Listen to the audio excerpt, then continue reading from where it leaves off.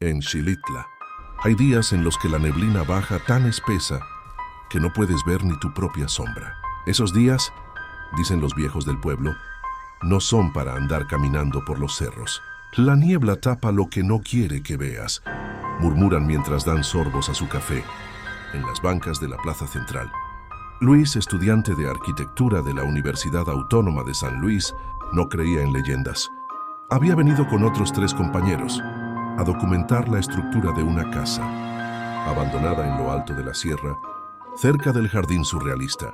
El maestro les había dado libertad de elegir cualquier construcción con historia, y para Luis, aquella casa perdida entre árboles y piedras era perfecta.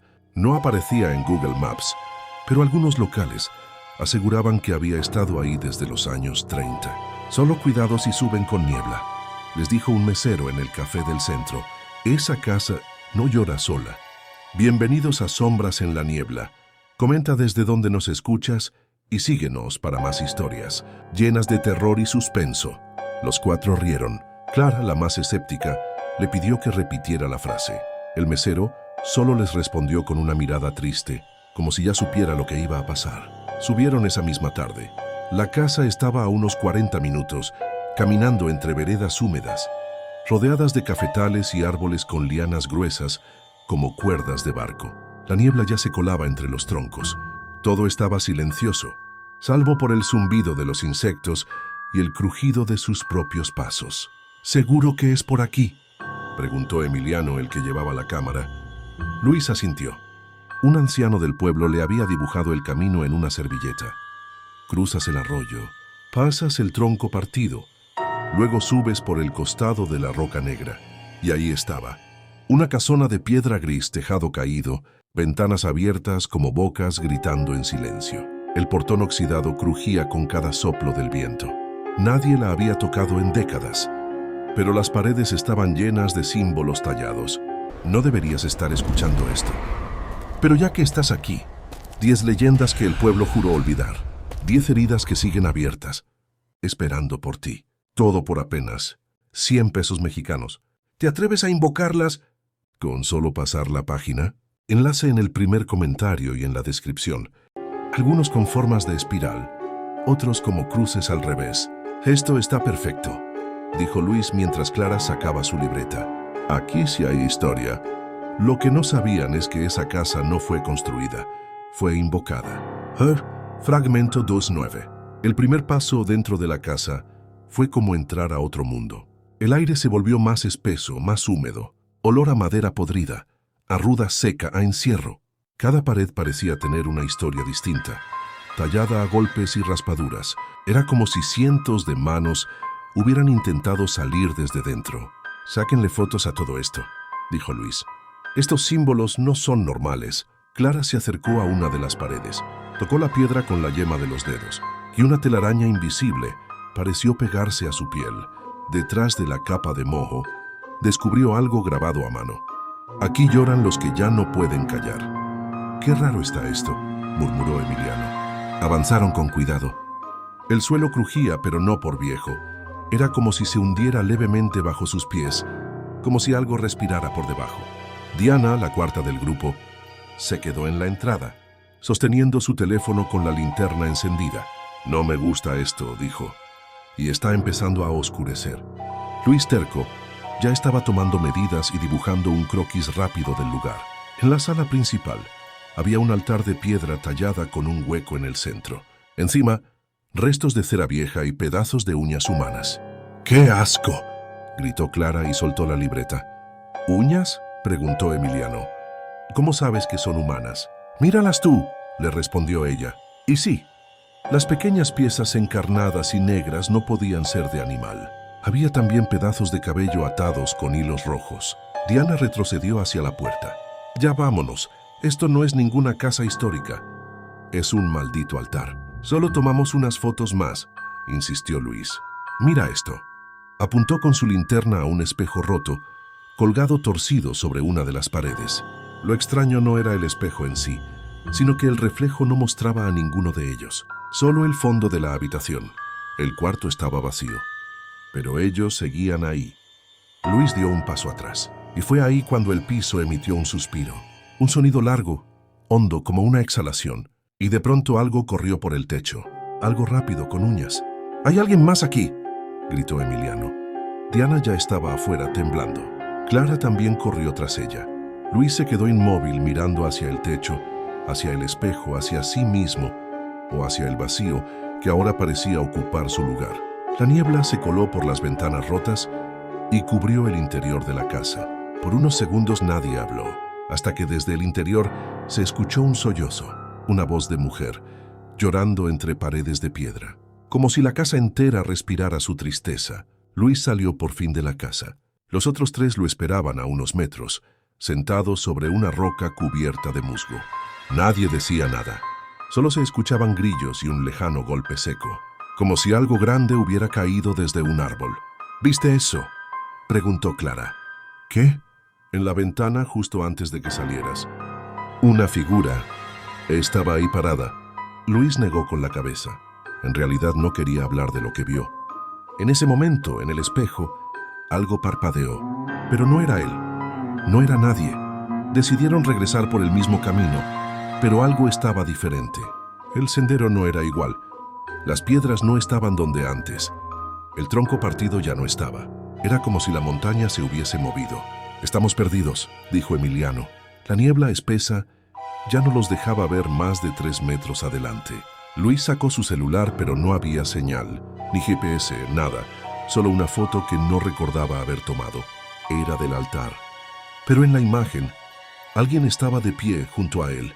Una mujer, con cabello largo, vestido blanco y la cara completamente difusa, como si la niebla se la estuviera comiendo.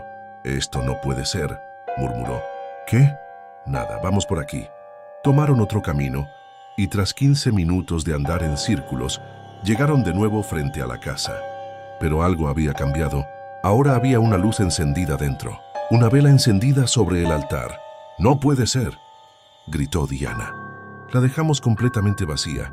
Luis, como atraído por un impulso, se acercó y empujó la puerta de nuevo. La vela ardía, y sobre el altar alguien había dejado un cuaderno, viejo con tapas de cuero desgastado. Lo abrió. La primera página decía: «Si entras, llorarás. Si lloras, te quedarás. Y si te quedas, entonces alguien más podrá salir». Dio vuelta la hoja. Estaba escrita a mano. Pero las letras no eran con tinta, eran con sangre seca. En la esquina inferior, una firma torcida, CG. Luis no sabía que en Xilitla esa firma tiene una historia. Pertenece a Catalina Guerrero, la curandera que desapareció en 1947 tras ser acusada de hacer rituales de encierro con mujeres del pueblo.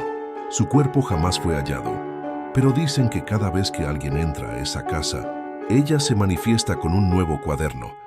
Luis miró hacia el techo como antes. Ahí estaba, de pie, desnuda, sin rostro, y llorando. Luis no gritó, no pudo. La figura en el techo era alta, demasiado alta, como si sus extremidades se hubieran estirado más allá de lo humano. Su rostro no existía, solo una superficie lisa, como piel estirada sobre un cráneo vacío. Y sin embargo lloraba. El sonido no salía de su garganta, sino de toda la casa. Era un lamento prolongado, como si las piedras mismas sollozaran. Luis retrocedió lentamente, pero sus pies ya no estaban firmes. El piso se había ablandado, como si caminara sobre carne viva. Al mirar hacia abajo, notó que el suelo se movía bajo sus zapatos. Palpitaba. «Luis», gritó Clara desde afuera, «sal de ahí». Pero cuando Luis trató de responder, se dio cuenta de que su voz tampoco salía, como si algo le hubiera robado el aliento, como si la casa hubiera inhalado su voz para guardarla dentro de sí. Fue entonces cuando lo entendió. Catalina Guerrero no estaba atrapada en esa casa. Ella era la casa. Los muros eran sus huesos, las paredes su piel, y cada símbolo tallado era una cicatriz que alguien más había dejado para no olvidarla. Luis salió corriendo. No sabía cómo, pero en un momento estaba fuera, cayendo al barro, temblando, con la libreta aún en la mano. «¿Qué viste?», le preguntó Diana con lágrimas en los ojos. Él no pudo responder, solo señaló el cuaderno. Clara lo abrió y leyó en voz baja: «Alguien debe quedarse.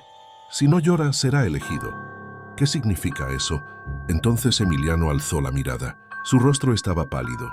No llores, dijo de pronto. No llores, Clara. Demasiado tarde. Clara tenía los ojos anegados en lágrimas, y al momento en que la primera lágrima cayó al suelo, la casa volvió a respirar. La tierra tembló, no como un sismo, sino como un suspiro profundo de algo enterrado. El aire se volvió más denso, la niebla más pesada. Clara se llevó las manos al rostro, asustada por haber llorado. Yo no quería, balbuceó. Fue solo un segundo.